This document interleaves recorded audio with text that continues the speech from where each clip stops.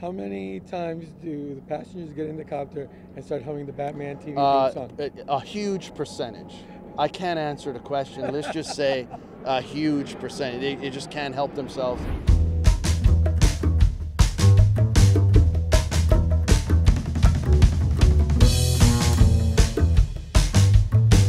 You are the owner and current caretaker of the legendary and the original Batcopter. Yes, I'm the pilot of the original Batcopter N3079er Golf. This is the actual aircraft that was used in the 1966 television series Batman.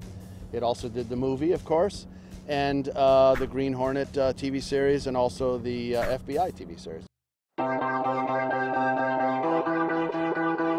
Tell us about the flights you're offering. You know, over the years, we have been approached so many times to bring the Batcopter, which is an iconic thing, to an event so people can see it. Then came this amazing situation where the people here at the Meadowlands event, State Fair, New Jersey, said, why don't you offer rides? And so we made a deal. I think it's been about 8 years now. And as a result, people now can come over and literally take their photo in the original Batcopter, and they can take a ride. And part of the excitement is not only riding in this one-of-a-kind flying machine, but you get to see the Meadowlands. The Meadowlands is a large area. It's a very beautiful preserve. And then, of course, the skyline of New York is fabulous. And this is identical to a New York helicopter tour that you get to see. You get to see it from the Batcopter, and we're really proud to do that. I'd like to know the story of how you came into possession of the Batcopter, because it was used over 50 years ago. How did you come into possession of the copter and restore it to its original glory? Well, the Batcopter is a Bell helicopter. It was built by Bell Helicopter Textron in Dallas-Fort Worth, 1964, and National Helicopter purchased it for their use in the film industry in Van Nuys, California. So they flew it from Dallas-Fort Worth to Van Nuys, and immediately following, it started doing television and movie work constantly and nonstop. Fast forward to 1982, 1982, they sold this and a few other of this style of helicopter to a fire spotting operation out in Oregon. It spent some time also in Alaska in the summers, looking for fires for the bigger Chinooks water bombers to drop fires. How easy was it for you to determine this was the original Batcopter? Because I'm imagining over that time, it had kind of, fallen to the wayside of its original history. Yes. Well, the number that I mentioned, N3079 Golf, is the federal registration to that aircraft.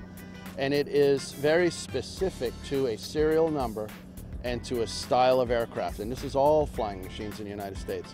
Specifically, the Batcopter, 3079er Golf, is that machine. So when I asked to buy this machine, they sent the logbooks. Now, by the way, helicopters, every piece, every bolt, every main rotor blade, every item has a data plate with its entire historical information in a logbook. And sometimes these flying machines that are older like this, there might be 3 logbooks.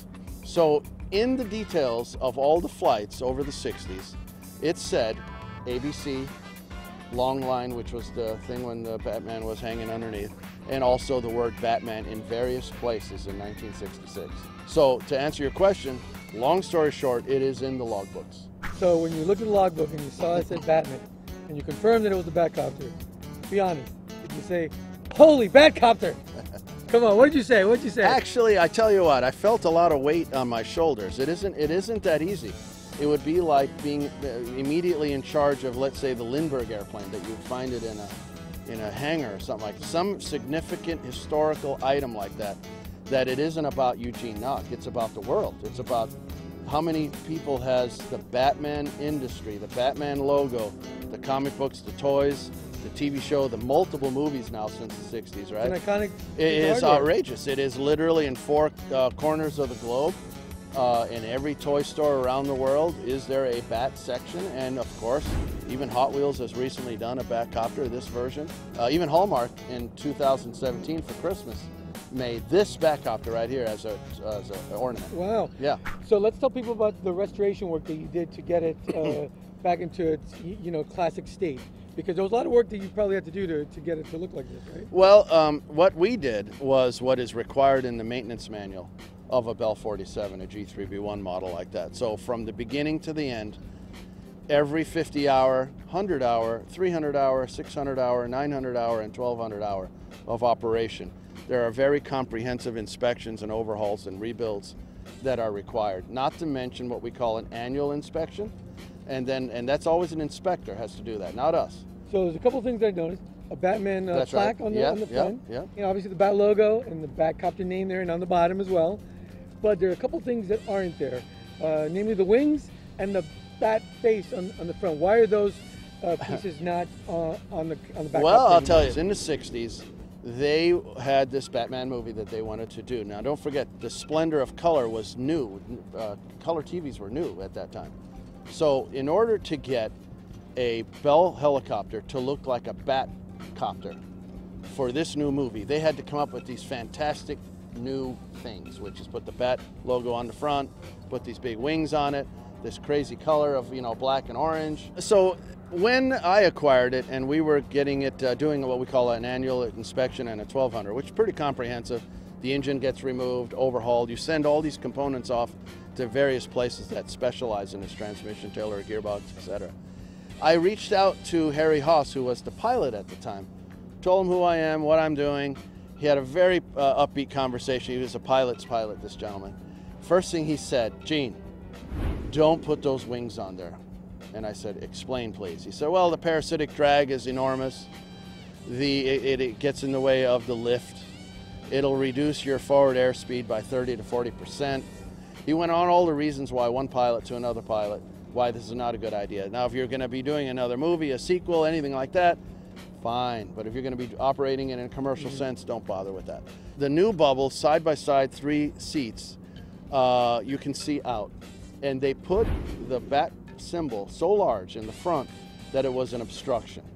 So to be honest with you, the federal government that is in charge of safety and airworthiness said that you cannot put something foreign that wasn't there in its manufacture, permanent. So for static display at a Comic-Con, if you so wish, we can put it on there, we have it. But in this case, we are at the airport, as you can see. We're interacting with flying vehicles and the tower and approach and departure at all times.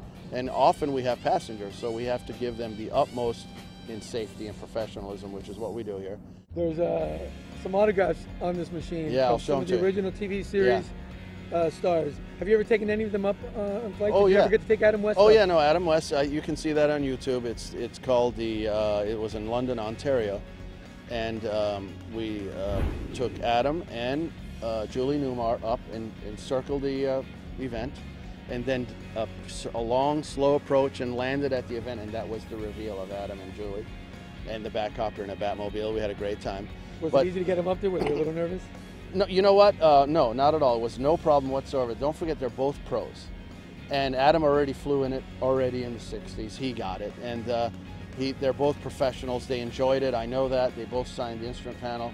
That was a 2-day date, so we actually ate dinner together every night, and you know, it was a wonderful experience.